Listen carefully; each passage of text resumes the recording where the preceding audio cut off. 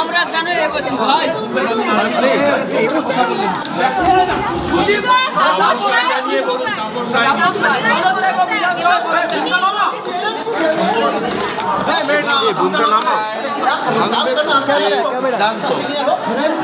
এই সিদ্ধান্তকে প্রাথমিকভাবে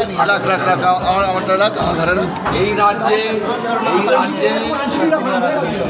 যে কয়েকজন বিশিষ্ট নেতৃত্ব দীর্ঘদিন ধরে রাজনীতির সঙ্গে যুক্ত আছেন, তাদের মধ্যে মাননীয় তাপস রায় অন্যতম ও বিধানসভাতেও সুবক্তা ছিলেন। এবারে তাপস রায় রাজনৈতিক দলে যুক্ত হবেন কিনা, কোন দলে যেতে চান, সেই বিষয়ে কোনো সুনির্দিষ্ট প্রস্তাব আমাদের কাছে আসে। আমাদের কাছে এলে ভারতীয় জনতা পার্টির কিছু নিজস্ব নিয়মনীতি রয়েছে। আমরা প্রথমেই উত্তর কলকাতা জেলা বিজেপির মতামত চাইব এবং উত্তর কলকাতা জেলা বিজেপির মতামত যদি পজিটিভ হয়, আমরা আমাদের এখানে একটি টিম আছে, আমি এবং রাজ্য সভাপতি সেই টিমের সঙ্গে আলোচনা করে আমরা কেন্দ্রীয় পর্যবেক্ষকের অনুমোদন নিয়ে আমরা জানিয়ে দেব। কিন্তু একটা কথা আমি বলতে পারি, রাজনৈতিক ময়দানে ভুল ত্রুটি অনেক কিছু থাকতে পারে, কিন্তু তাপস রায় এই রাজ্যের একজন বিশিষ্ট নেতৃত্ব এবং তিনি একটা সময় মন্ত্রী ছিলেন, 4-5 বার এমএলএ হয়েছেন, কলকাতা কর্পোরেশনের কাউন্সিলর এবং এমএমআইসি ছিলেন এবং বর্তমানেও তিনি ব্যারাকপুর সাংগঠনিক জেলা তৃণমূল কংগ্রেসের সভাপতির দায়িত্বে আছেন এবং তৃণমূল প্রতিষ্ঠা হওয়ার অনেক আগে থেকে তিনি ছাত্র রাজনীতি থেকে, ছাত্র পরিষদের তৎকালীন সভাপতি থেকে কয়েক দশক রাজনীতি করেছেন। তাই আমি তার এই চোরেদের পার্টি থেকে পদত্যাগ, এই ব্যবস্থার বিরুদ্ধে পরিবারতন্ত্র বা মালিকানা কোম্পানির মতো আচরণ, তার বিরুদ্ধে যে তিনি পদত্যাগ করেছেন তাকে স্বাগত জানাব এবং তিনি যে ভাষাতে আজকে সাংবাদিকদের কাছে এই রাজ্যের চোরেদের রানী মমতা ব্যানার্জিকে আক্রমণ করেছেন, এটাও মনে হয়েছে তিনি অত্যন্ত দৃঢ় পদক্ষেপ আগামী দিনে নিতে চান। বাকিটা রাজনৈতিক বিষয়, ওনার কাছ থেকে প্রস্তাব এলে উত্তর কলকাতা জেলা বিজেপিকে কনফিডেন্সে নিয়ে আমরা আমাদের সিদ্ধান্ত জানি। গোটা বিষয়টার পেছনে আপনাকে দায়ী করছেন এবং বলছেন কোট অ্যান্ড কোট মাথাকে ধরবো, মাথাকে যা উত্তর দেওয়ার আমি দেবো।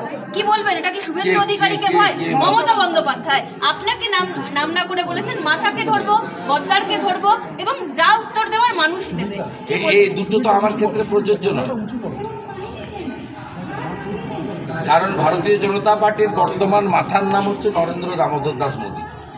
আমি মাথা নিজে সেলফ ডিক্লেয়ার করতে পারি না, 1 নম্বর।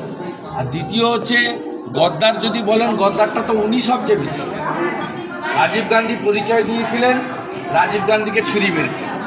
অটল বিহারী বাজপেয়ী আশ্রয় দিয়েছিলেন, অটল বিহারী বাজপেয়ীকে বিশ্বাসঘাতকতা করেছেন। উনাকে শুধু বলবো, যেদিন নাম ধরে বলবেন আপনার বাড়ির সামনে কালীঘাটে মঞ্চ বেঁধে আমি উত্তর দিয়ে আসবো। আমার নাম শুভেন্দু। আপনার যদি ক্ষমতা থাকে, তাকত থাকে, নিজেকে বিরাট ভাবেন, প্রধানমন্ত্রী হবেন, ক্ষমতা থাকলে নাম ধরে একটা সভাতে বলুন। নন্দীগ্রামে বলেছিলেন, জনগণ উত্তর দিয়েছে। আর মেদিনীপুরে তাম্রলিপ্তের মাটিতে আমাকে যত আক্রমণ করবেন, তত বেশি ভোটে লোকসভা নির্বাচনে আপনি হারবেন। আপনার আজকের সভার দৃশ্যটা আপনি দেখে এসেছেন, আজকের সভায় কি করুণ দৃশ্য আপনি দেখে এসেছেন। ঠিক আছে, আর পিছন থেকে